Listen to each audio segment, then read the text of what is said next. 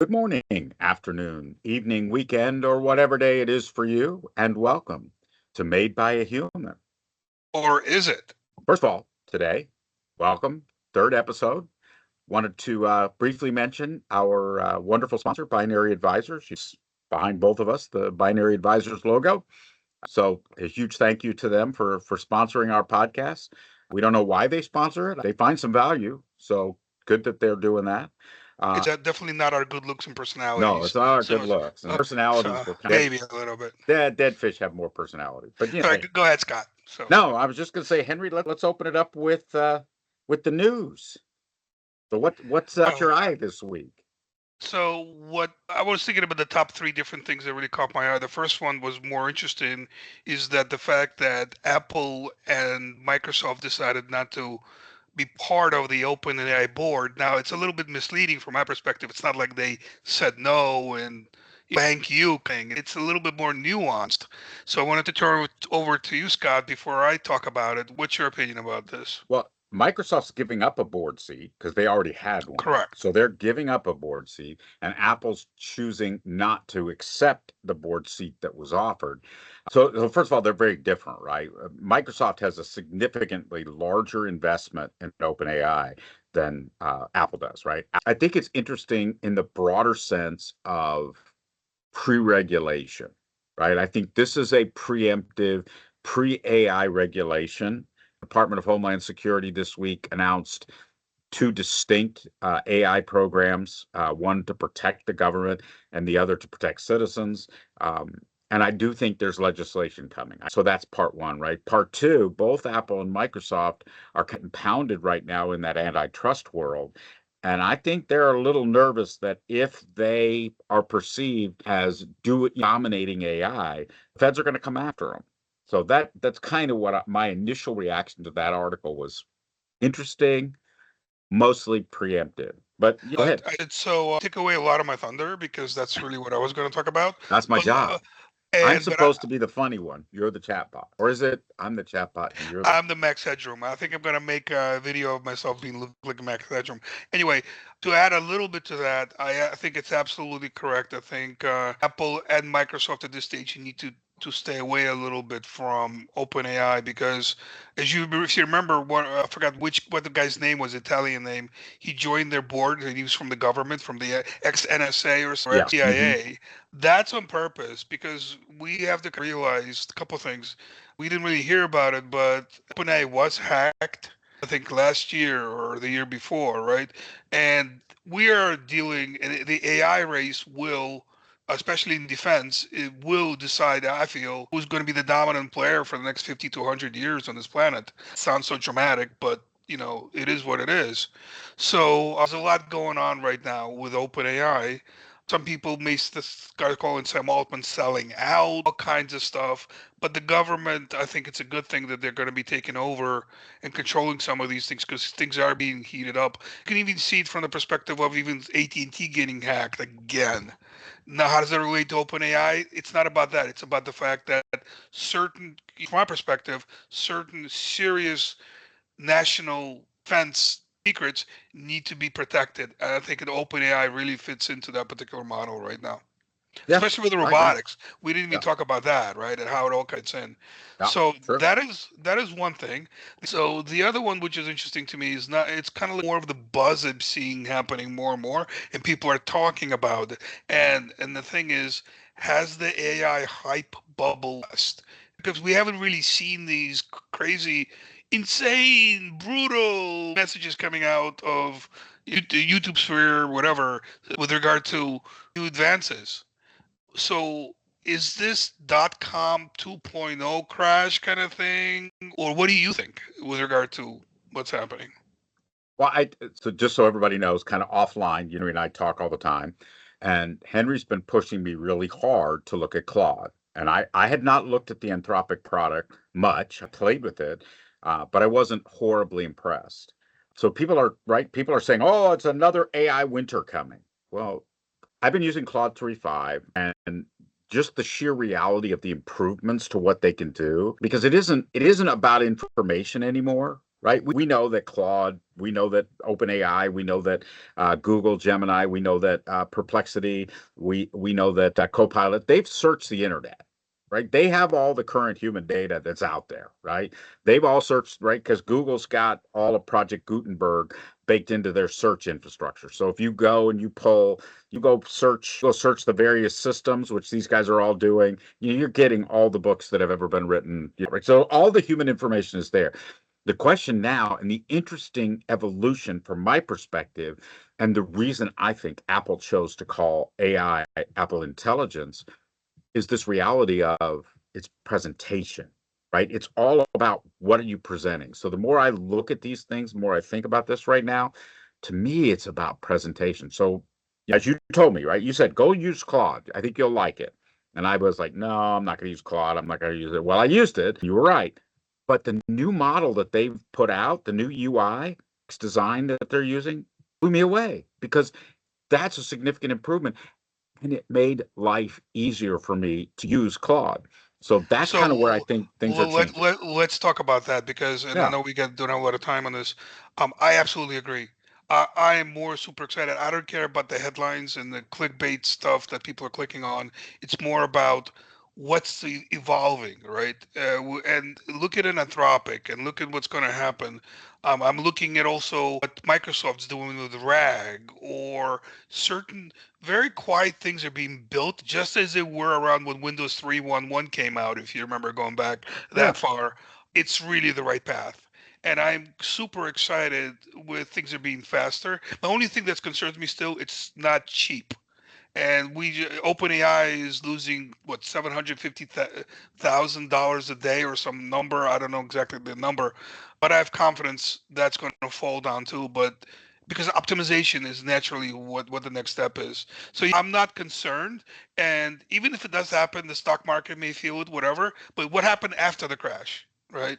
Everything just exploded, right? So to me, it's just part of the life cycle of this incredible technology going forward. Now, I'll end it here, which is actually the next topic I want to say, which is really people were talking about a lot about how AI is going to take over our jobs, or things are AGI is coming in September of this year. People were saying what I think is going to happen, which I'm happy about, frankly, is the path of this thing is smoothing out. It's not, to me, it's not going to be that dramatic suddenly asteroid event. And I'm guilty of saying that the dinosaurs are going to get destroyed.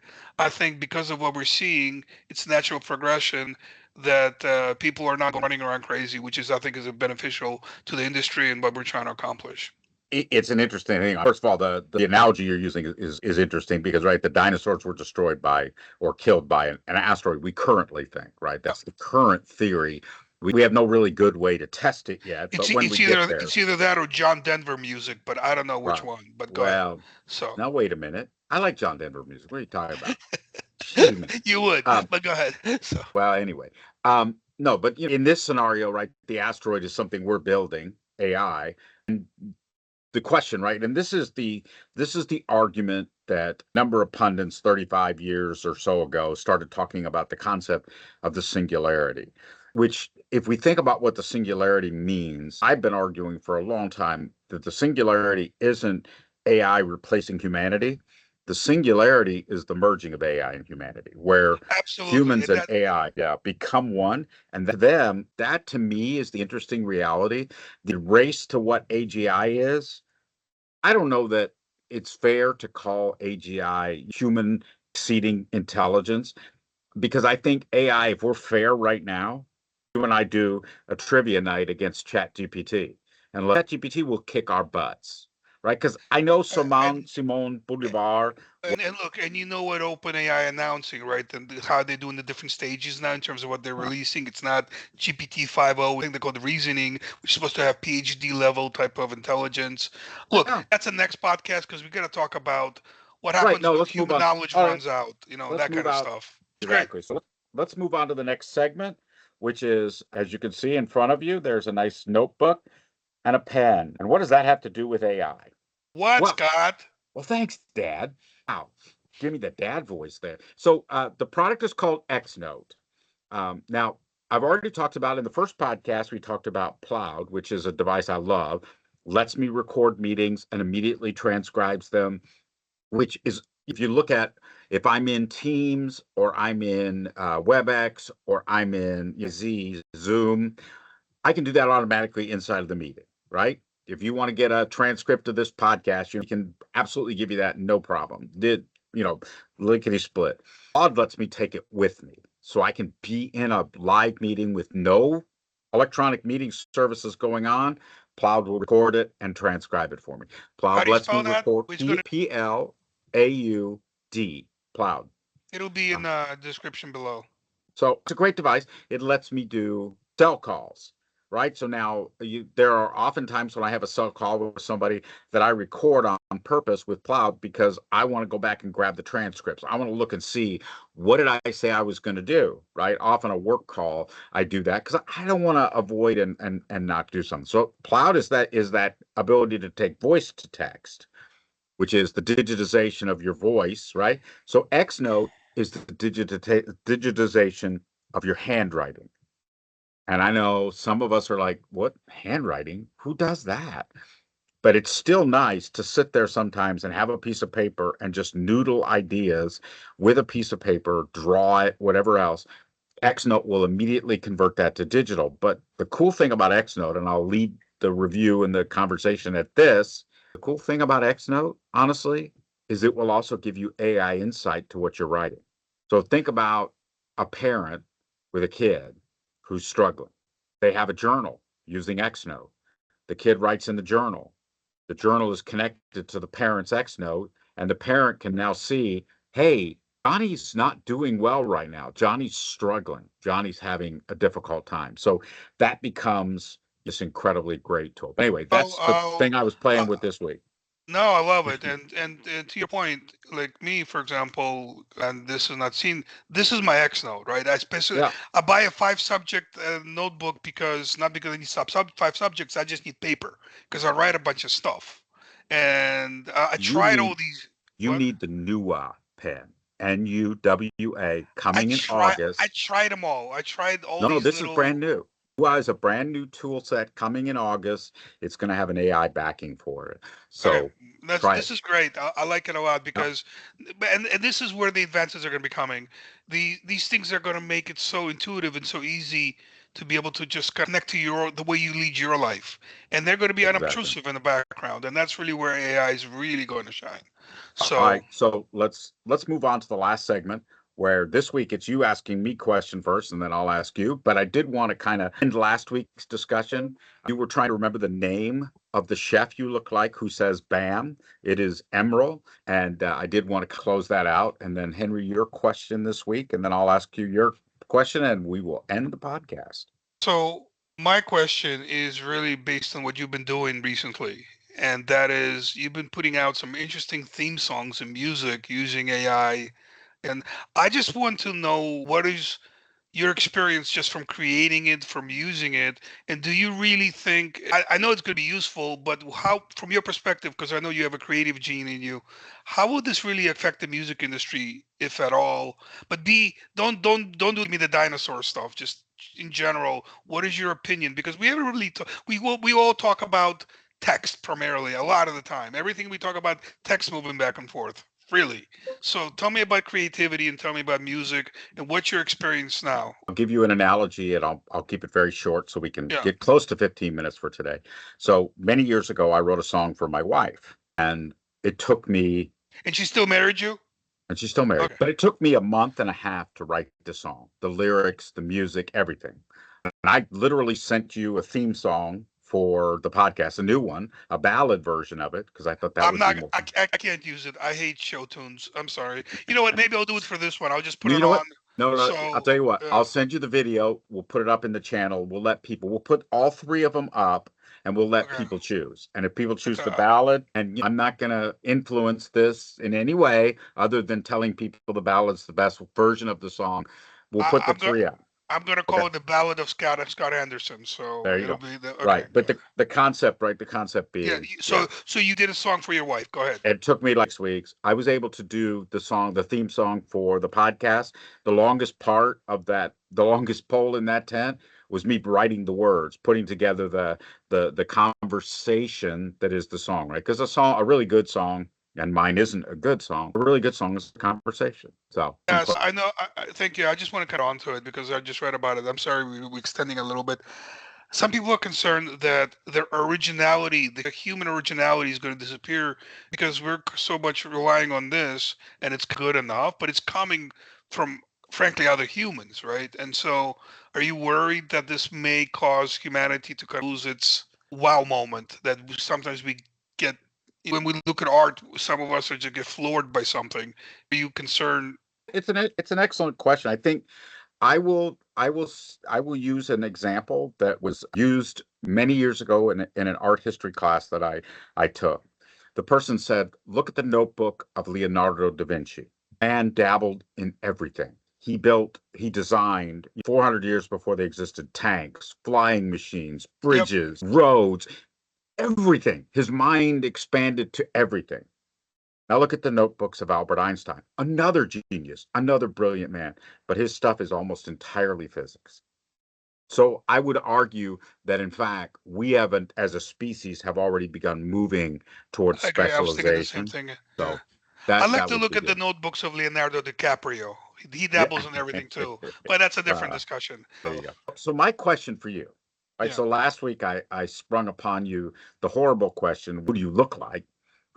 This week I just actually read an interesting article about Elon Musk's neural net and what's out Oh, that too. We're there. supposed to read people's minds or something soon, right? Right. But Whatever one he of the said. other things, right? One of the things that they're talking about is using the brain computer interface systems to allow people that can't currently speak to be able to speak. Now, what happens, right, is you have a BCI. That BCI allows you to connect to a cell phone via Bluetooth, and you can literally speak to people, right? So, a gentleman with MLS that hasn't talked to his wife in almost 8 years, he's able to say, "I love you. Thank you for everything you've done for me. You're my hero," right? Which apparently the wife said this was the greatest moment of all time, right? So BCI technology is improving, the neural net technology is improving, and at some point, there's going to be the potential for a $6 million Henry. Now, if you remember the show $6 Million Man from way back when I was a little kid and you were tiny, right? But that show, he had his eye replaced, he had his arm replaced and his legs replaced, right? He could run 60 miles an hour, he could lift over a ton, and he could see Well, infinite distance. he was also married to Farrah Fawcett, and I had her poster on my Yeah, wall, so I respect the yeah, you element. got to respect Okay. him. He also Yeah. played football for Indiana University, so I did not I know that. respect him Okay. even more because he played for the Hoosiers. But the question is, right? Oh, and then the bionic woman, they added the concept of she had bionic ears, arms, legs, right? So 3 2.0, what's the first bionic thing that's going to be replaced on Henry? Oh my God. Well, first of all, I want to kind of say that my favorite Bionic movie is Johnny Mnemonic with Keanu Reeves because that was kind of blew my mind a little bit. Just the That whole was idea, amazing. An at that amazing time movie. with No, that was a Ice-T, great of movie. course. First thing, oh God. You know what? I'm going to give you the first answer that comes into my head, which is going to be Absolutely. sound kind of weird. I've been wrestling with this because they're going to eventually be able to take my entire mind and put it into whatever the I was gonna say Web 3.0. So it could be my mind. Maybe that's how people are gonna be able to live forever is to be able to capture that essence and to be able to shift it over somewhere else. I don't know if you've seen that TV show, read the book, the Altered Carbon one, where you can take a disc and put it into another body. That to me is interesting too. But maybe I'm getting a little too high up there.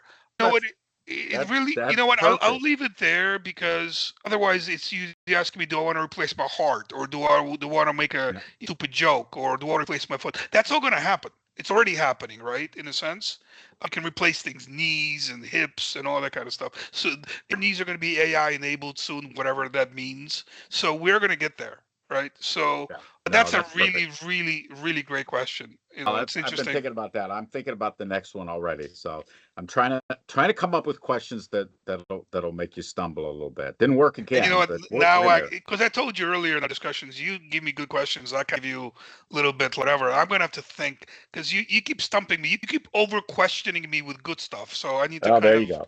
All right. look Well, for. on that note, let's go ahead and end for this month. Made by a human. or is it? That may change a little bit because our format is changing, which we're going to try to keep it shorter and focused and really get you guys Yep. excited. On that And that note, note, let's end thank for July 2024. Henry, have a great rest of your day. you too, sir. I'll talk to you later. Thanks, Scott. All right, bye-bye. Bye. Let us wonder, let us question again, made by humans. Or is it, in fact, is it Scott, a chatbot? We see the teeth glaring white, we see the lips move, but none of it makes sense. And we ask once again, is Scott a construct of AI made to scaring children in the night? Made by a human, or is it? A question is asked in the comments below. Question, the comment that shakes up the night, has us under the bed shaking with fright. Oh, please do not ask it, oh, please do not say, but it is too late, and the words have escaped into the night. What if they are both chatbots made by a human, or is it